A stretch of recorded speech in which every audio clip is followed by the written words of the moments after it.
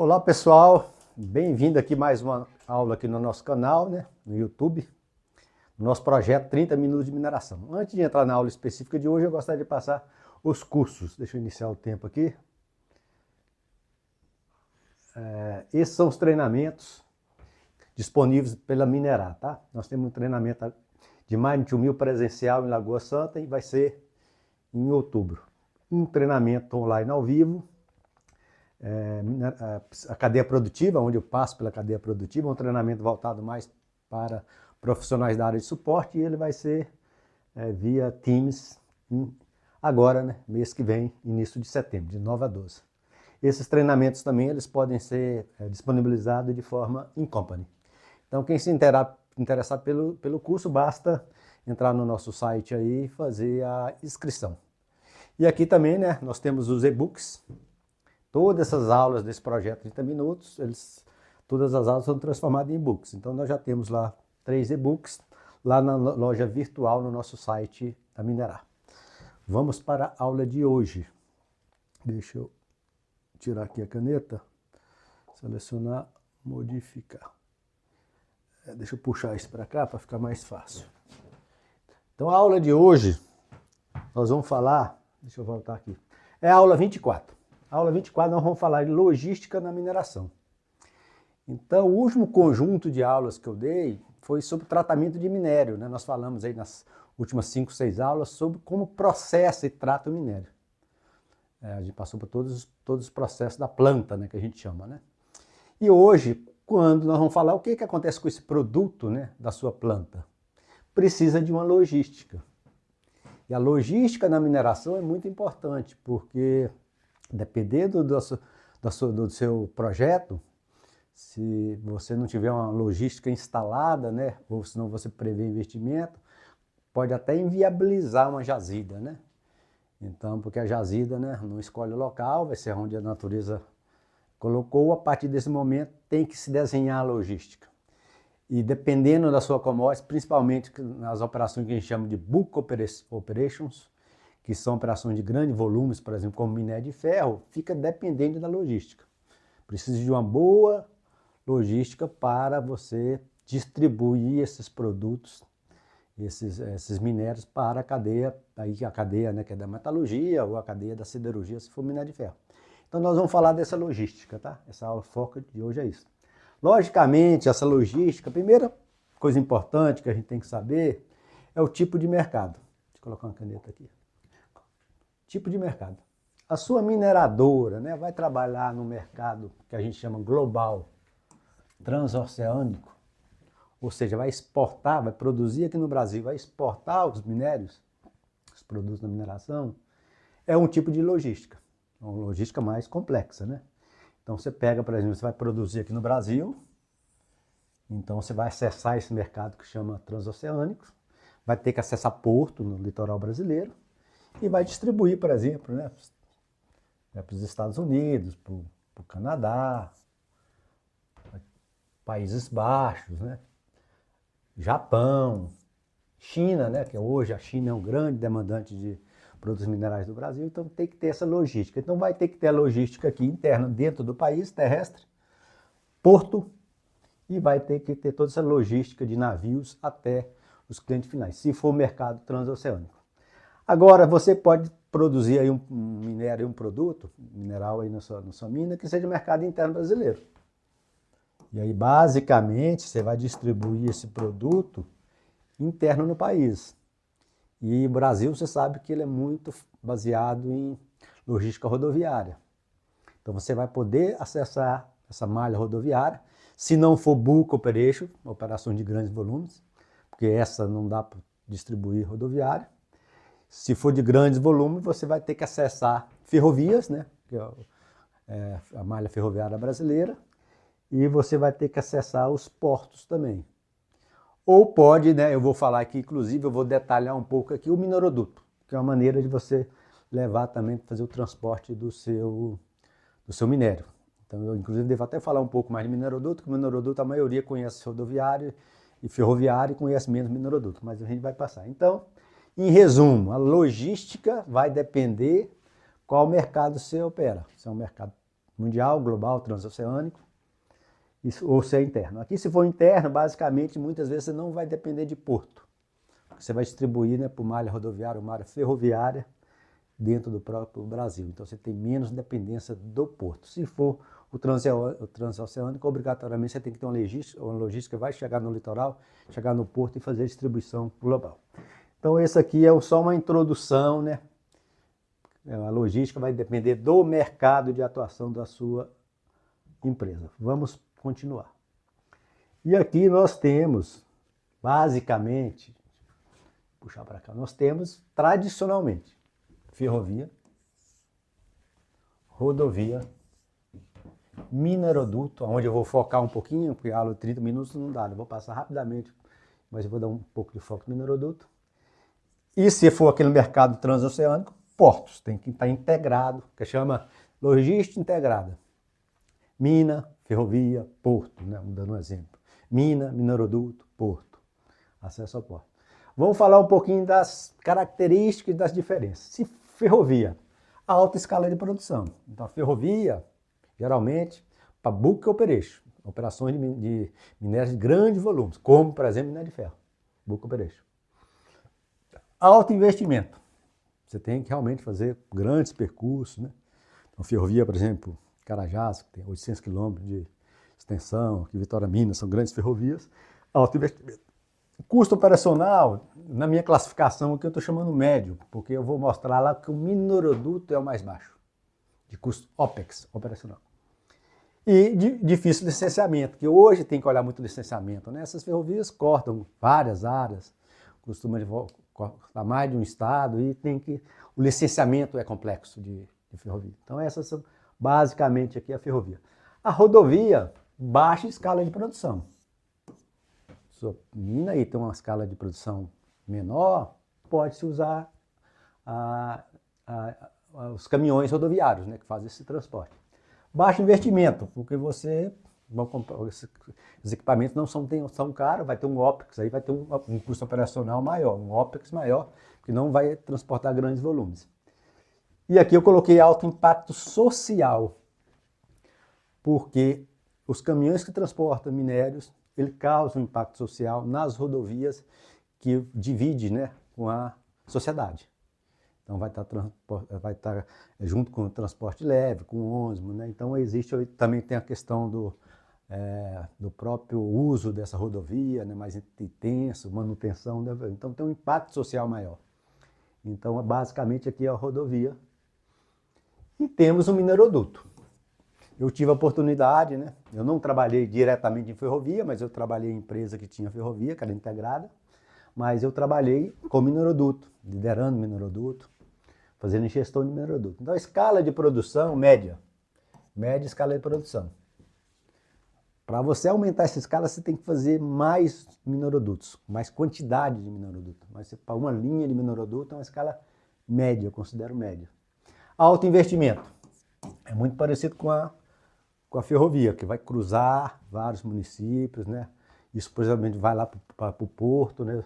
E aí você tem um alto investimento de construção desse mineroduto, das bombas, de tubulação. Eu vou falar um pouquinho mais do mineroduto. E o baixo custo operacional. Dos três aqui, gente, o menor custo operacional é do mineroduto. O mineroduto, depois que você instala ele é muito instável, a operação é estável, e o rendimento operacional, a disponibilidade física e a utilização é muito próximo de 100, 90 e tantos por cento, 99%, 98% de rendimento operacional. Então, o custo operacional é baixo. Tem um custo de investimento alto. E tem esse impacto ambiental aqui que eu destaquei, que é diferente dos outros, que usa água, porque o mineroduto, eles bombeiam polpa. E aí essa água vai junto, então tem um impacto ambiental que você tem que ter fornecimento de água lá na sua operação da sua mina, da sua planta, para fazer a polpa e bombear o mineroduto. E de difícil licenciamento, por dois motivos. Porque corta muitas terras, né? Muitas regiões, e também pelo próprio uso da água, que a gente sabe, né, a questão das mudanças climáticas, né? A questão aí do uso da água, né? E a água é um item crítico ambientalmente. Então aqui eu passei pelos três, depois eu vou falar um pouquinho aqui também rapidamente de porto ao longo aqui da nossa apresentação. Então vamos lá, selecionar, modificar. Isso aqui é o mineroduto. Falar um pouco de mineroduto, porque o mineroduto, deixa eu colocar aqui um pincel. O mineroduto, né? Pincel, não, caneta. Vou pegar a caneta. O mineroduto, são poucos minerodutos no Brasil, né? Mineroduto, né, nós temos aí uma quantidade menor de mineroduto, né? No mineroduto no Brasil nasceu na Samarco, eu vou falar aqui um pouco. Inovou com relação ao mineroduto no Brasil. Mas tem o mineroduto da Anglo-América, tem lá da Bauxita, tem alguns minerodutos que operam no Brasil. E aí, basicamente, essa bomba aqui que a gente chama de bomba de deslocamento positivo, né? São as estações de bomba. Essas bombas, ela faz um movimento aqui, ó, nesse sentido. Aqui vai ter um pistão, né? Deslocamento positivo, isso vai girar, vai empurrar aqui, esse negócio vai ficando empurrando e vai pressionar a polpa. E a polpa vai ser bombeada. Porque não está em movimento, aqui se tivesse movimento ficaria, mas existe um pistão que fica sendo deslocado aqui. E essa é uma bomba. É um equipamento grande, está bem grande, mas tem muita tecnologia. Baixo ruído, sem adição de água de selagem nessa bomba. Não há necessidade de adição. Alta tecnologia. As pressões são altíssimas, né? Na casa de 160 kg por centímetro quadrado, são pressões alta, então geralmente isso tudo é operado de sala de controle, com mínimo pessoas, né, dentro dessas operações por sala, porque as pressões são altas. Itens de controle de processo, né, percentual de sólido bem controlado. Aqui, por exemplo, o minério de ferro geralmente é 68%, quem opera minério de ferro, nessa faixa de 68% de sólido, pode variar um pouquinho. E tem também a especificação da granulometria rígida. No caso aí do minério de ferro também tem um controle muito grande. Então o percentual aí tem que ter um percentual aí abaixo de 0,15 milímetros. Então muitas vezes tem que até adequar a granulometria para fazer o bombeamento. Logicamente existe outro tipo de minérios que vai variar, né? Tem aí para o minério de bauxita, eu conheço menos, mas vai variar esses parâmetros. Logicamente depende do seu mineral, do seu minério, né? Então, basicamente é isso. Então, esses são grandes equipamentos que tem no mineroduto, que são as bombas de deslocamento positivo. Quem quiser pesquisar aí mais sobre essa bomba é muito interessante. Modificar, olha lá, ela está girando. Agora você vê aqui, ó, para explicar. Esse movimento de deslocamento positivo, esse pistão vai fazer toda uma compressão aqui, ó, e vai bombear. É essa forma que funciona. Geralmente, nas estações de bombeamento tem 3, 4, depende, né, do projeto. Às vezes tem até bomba reserva, para você poder fazer a manutenção e não parar seu mineroduto. Mas é uma bomba bastante interessante, muita tecnologia envolvida, tá? Então vamos lá. Aqui é o mineroduto. Logicamente eu estou trazendo aqui o traçado dessa marca, porque essa marca é pioneira, né? Essa marca inovou, né, com o mineroduto, trouxe isso na década de 70. Então o primeiro mineroduto lá, 77. Passando 24 municípios, quase 400 quilômetros, saindo aqui, ó, de Mariana, Ouro Preto, atravessando vários municípios de Minas Gerais, passando aqui para o Espírito Santo até chegar lá Ubu, lá no Espírito Santo, Anchieta. Então esse primeiro, linha 1, depois foi expandido em 2008 a linha 2, com 17, 18 milhões de toneladas ano de capacidade, e a linha 3, na última expansão dessa marca, 2014, capacidade de 8. Hoje essa marca opera basicamente com a linha 2, com a linha 3, e essa linha 1 aqui está hibernada. São dois minerodutos que operam. Então foi uma coisa que deu certo, né? Tanto que depois de implantar o primeiro, implantou o segundo, implantou o terceiro, na faixa aí do 400 quilômetros de mineroduto. Depois a Anglo-América também instalou com o mineroduto, né, por Rio de Janeiro, e aí até um pouco maior de extensão, a tubulação também um pouco maior de capacidade. Hoje acho que o maior mineroduto em capacidade é o da Anglo-América, acho que é na faixa aí de 26, 27 milhões, talvez até próximo de 28 milhões de toneladas, né? Que esses aqui você viu que o maior é 17, mas tem mais quantidades, né? Vamos lá, selecionar, modificar.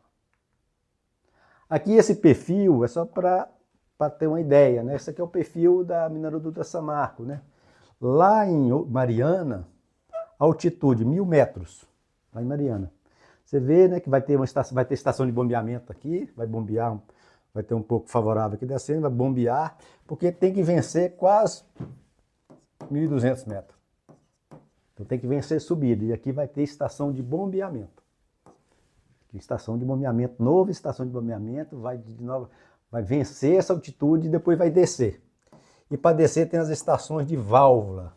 São estações que tem para você realmente reduzir a pressão para chegar aqui com baixa pressão. Lá no terminal, lá em Anchieta, em Ubu, você reduz, inclusive tem mais de uma, acho que são 2 estações de válvula, você reduz essa pressão, que olha a descida.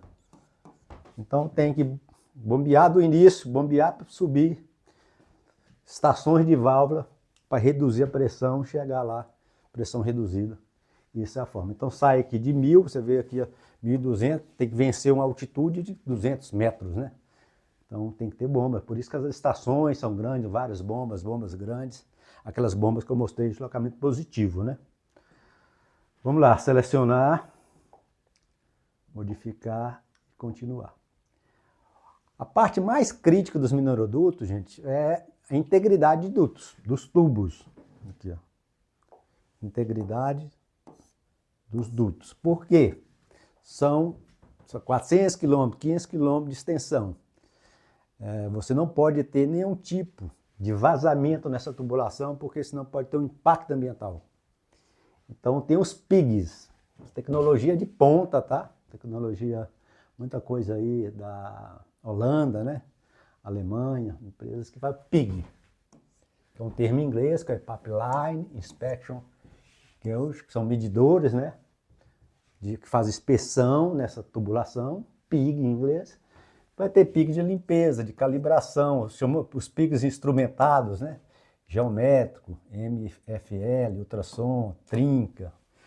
Você passa esses PIGs, PIG raspador, igual aqui, geralmente os primeiros de limpeza, raspador, possui imã para você limpar a tubulação, para depois passar os PIGs instrumentados. Tem toda uma técnica, tá? Isso aí é muito técnico, é uma disciplina bastante técnica, inclusive tem poucas profissionais que trabalham, né, com autoconhecimento. Conheço alguns aí que conhecem bastante questão de mineroduto. E aqui são os PIGs, né, para vocês verem que os equipamentos, né, são quase assim, bem estranhos, né, fora um pouco do padrão. Esses PIGs, esse aqui, por exemplo, é o instrumentado. MFL, geométrico, inercial. Esse MFL mede essa questão de perda de espessura, questão de corrosão, tudo isso vai ser medido. Por esse equipamento aqui, chama o PIG instrumentado. Tem mais um aqui, vou passar mais um exemplo. Outro PIG instrumentado. Nós temos aqui, ó, isso é ultrassom, muitas vezes também para ver a questão das corrosão interna e externa, mas também para ver trincas, que às vezes você tem que detectar trincas, que aquele é o ponto de... E esse que detecta trinca é interessante, né? Você tem que saber, tem que estar também com tecnologia para dar a posição XYZ. Então ele vai passando, vai ter aí uma questão de posicionamento nele, que vai dar posição. Porque se detecta uma trinca, o que tem que acontecer? Tem que ser identificado o local, porque tem que vir dar uma manutenção nessa trinca. Realmente vai cortar a tubulação e colocar uma tubulação nova. Então por isso que esses têm que ter também a questão do georreferenciamento no próprio instrumento, tá? Então são instrumentos com muita tecnologia envolvida. O Brasil já tem bastante conhecimento desses equipamentos. E logicamente, para passar esses equipamentos, você tem que parar a produção. Então muitas das empresas que usam mineroduto, eles passam esses PIGs, né, que vai demorar alguns dias passando, e tem que interromper a produção, faz isso com uma grande parada de manutenção da sua planta. Você vai ser em casa isso, a planta já vai ficar parada, você vai parar todo o sistema e passa. Mas é muito importante para garantir a integridade da tubulação e evitar danos, né, algum tipo de vazamento e danos ao meio ambiente. Essa rotina ela tem que ser feita, né, de passar todos esses PIGs de limpeza, PIG instrumentado e garantir a integridade dos dutos. E aí eu vou falar o porto. Então, porque a commodity mineral que vai ser exportada para o mercado global, mercado transoceânico, vai ficar dependendo de um porto. Eu vou falar um pouquinho aqui do porto, eu trabalhei em porto mais na área de controle de qualidade, empilhamento, recuperação, controle de qualidade, mas conheço um pouco, né? E a gente vai falar aqui alguns pontos também importantes de porto. Primeira coisa, se você usa ferrovia, primeiro equipamento muito bacana que tem lá no porto, né? Que é na chegada da ferrovia, é o virador de vagões da ferrovia. Então, virador de vagões, que é esse equipamento aqui, ó. Aqui tá varia. Esse equipamento vira, né, os vagões para depois ir para o empilhamento. Vai ser transportado, vai ser empilhado via empilhadeira. Então é a descarga do minério dos vagões. Quem usa ferrovia, logicamente, filtra o produto lá na planta, que é diferente do mineroduto que bombeia polpa, né? Então esse aqui é o virador que vai estar lá na área, basicamente na área da final da ferrovia, já entrando no porto. E quem usa mineroduto, a filtragem é no porto. Vai chegar a polpa, que eu falei ali, se for minério de ferro 68% de sólido, tem que fazer todo o desaguamento, né? Tem que fazer toda a filtragem, colocar na umidade para embarcar nos navios, no porto. Então, filtragem da polpa, bombeada, e aí você tem que jogar no padrão de umidade, por exemplo, 9%, 10% para fazer o embarque. E aí vai fazer o processo de empilamento, recuperação, embarque. Então, quem tem mineroduto tem a filtragem no porto do produto. E aqui, o empilhamento. Então, chegou de ferrovia, virador de vagão, vai para o empilhamento. Chegou para o mineroduto, filtragem vai para o empilhamento. Forma as pilhas, tem que ter todo um controle de qualidade aqui, para você saber qual a qualidade está sendo empilhada, para você formar as pilhas com qualidade conhecida, para depois você recuperar para atender seu cliente dentro da qualidade. Então aqui é o empilhamento, aqui é a recuperação. Então depois que empilhou, vem as recuperações, são os grandes equipamentos do porto, né? Empilhadeira, recuperadoras, e daqui já recupera e faz o embarque dos navios, né? Basicamente é isso. Vamos seguir. Eu queria falar um pouco do controle de qualidade no porto. É muito importante ter um bom controle de qualidade no porto. Porque é lá no porto que você vai fazer o blend final e vai carregar o seu navio. E o seu produto vai ser pago baseado nesse controle de qualidade. Primeiro que você tem que entender o cliente, não pode sair fora da especificação, senão você pode receber penalidade. Segundo que você vai receber todo porto tem laboratório, né, para fazer. Então, controle da qualidade no empilhamento, controle de qualidade na recuperação, garantia da qualidade no produto final, aí você vai garantir no final, para o embarque, né? TML. Esse TML aí, que é o transportador, a umidade transportável limite, que passou, já tem bastante anos, que já é obrigatório, porque o TML, acontecer algum acidente com o navio, esse movimento no mar, de separar a água do sólido e desequilibra. E há um desequilíbrio de força dentro do navio. Então hoje é obrigatório fazer o TML. E tem um limite do TML. Tem que ficar abaixo do limite, senão é proibido embarcar, você tem uma ideia. Então tem que ter um controle de qualidade de umidade muito boa no seu porto. E análises químicas dos produtos embarcados, teores, porque dali geralmente também são gerados pagamentos baseados nos teores embarcados. Tem gente que só embarcado, que confere na chegada também, mas muitas vezes é o teor já o embarque. Então tem que ter um bom laboratório com certificado, né, procedimentado, com norma, para você garantir tudo isso para a sua empresa e, logicamente, em primeiro lugar, para os seus clientes, né? Vamos lá modificar. Nós temos aqui mais 6 minutos de aula. E aqui eu queria falar rapidamente sobre no porto, né? Calado, né? Rapidamente essa curiosidade do calado. Embarque, né? O calado. Essa profundidade. Você vem aqui, tem esse gráfico aqui, ele mostra, né? Aqui, ó. Calado de 10 metros, 12 metros. Aqui, Rio de Janeiro, daqui fala o Santos. Chegando aqui lá em Tubarão, Ubu, 18 metros, quase 20 metros. Tubarão, 21 metros. E lá, por exemplo, Porto lá da Holanda, Rotterdam, de 25 metros. Esse calado vai ter associado aos navios. Então, esse navio aqui, o Veloc e o China Max, Veloc, são navios grandes, né? Acima de 300 mil toneladas. Precisa de um calado aí, né? Você vê aqui, né, entre o Porto de Tubarão e o porto lá da Rotterdam, a Ponta de Madeira também, né? Ponta de Madeira da Vale, recebe navios grandes, né? Então os portos de Tubarão, principalmente lá a Ponta de Madeira, recebe os grandes navios até de 300 mil. E tem o Capesize aqui a 150 mil, então aqui nesses portos aqui, em torno de 20 metros, aqui o Bull, o Tubarão já recebe Capesize. Aí você vai vendo aqui, Porto de Santos, 13,5, Panamax 60, 80 mil, são menores. Minério de ferro geralmente usa dos 150 até os 300, são os grandes. Mas você tem por exemplo, tem um níquel, você tem um cobre que pode usar os navios menores, né? O Capesize, ou até o próprio Panamax, e precisa de um calado menor. Então aqui é um gráfico que mostra o calado, os portos e que tipo de navio que pode atracar naquele porto, né? Então isso é importante, a logística, né, faz parte aí ter um porto, um bom porto, né? Modificar e vamos seguir. E os portos, aqui nos últimos 4 minutos, eu ia falar rapidamente que os portos são áreas alfandegárias. Então são áreas que têm controle da Receita Federal. Aqui, portos e costas brasileiras, tem muitas normas de segurança, né? Então tudo isso precisa, deixa eu selecionar, codificar. Aqui, ó, são recintos alfandegários, precisa de seguir normas específicas, controle de documentação, sistema de autorização de segurança. Essas áreas portuárias precisam ser todas colocadas câmera para filmar, quase que 100% das áreas. Tem que ter autorização de acesso, não é qualquer pessoa que acessa uma área do porto, porque tem normas, só as pessoas que trabalham realmente no porto que podem acessar com autorização, com sistema controlando, com câmera.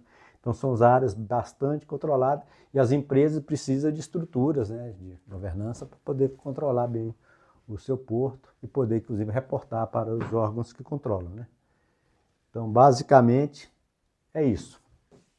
Então, na aula de hoje, eu falei sobre logística na mineração. Então, depois ali que produz o seu produto final ali na planta, há necessidade de uma logística, que eu falei aqui de ferrovia, rodovia, mineroduto e portos. Vai depender do mercado, que essa minerada é o seu mercado de exportação, regime global transoceânico, ou se é um produto para o mercado interno. Aí vai depender se é uma operação bulk operation, de grandes volumes, como minério de ferro, vai depender de uma logística mais robusta, ou se é fazer um base metal, metais básicos, né? É uma logística um pouco diferente, mas é por aí que tem que acontecer. De qualquer forma, logística, não que você faz um projeto greenfield, tem que estar junto com o seu projeto de mineração, o seu projeto de logística. E dependendo de onde está a sua jazida, se não tiver uma logística já estruturada, às vezes até inviabiliza um projeto de mineração se não tiver uma logística integrada. Ou vai aumentar muito o seu investimento, né? Então não basta só descobrir a jazida, né? Precisa estar associada a uma logística para você ser competitivo aí, globalmente falando, né? Então é isso. 24ª aula, nós vamos continuar, então vai ter umas novidades de aula, eu vou montar algumas aulas diferentes aí, estou com algumas ideias aqui, porque como são aulas, né, 30 minutos, basicamente a cada 2 semanas, eu tenho que trazer muitos assuntos para tratar aqui com vocês. Então espero que vocês gostem dessa aula, faça inscrição no canal e até a próxima aula. Obrigado.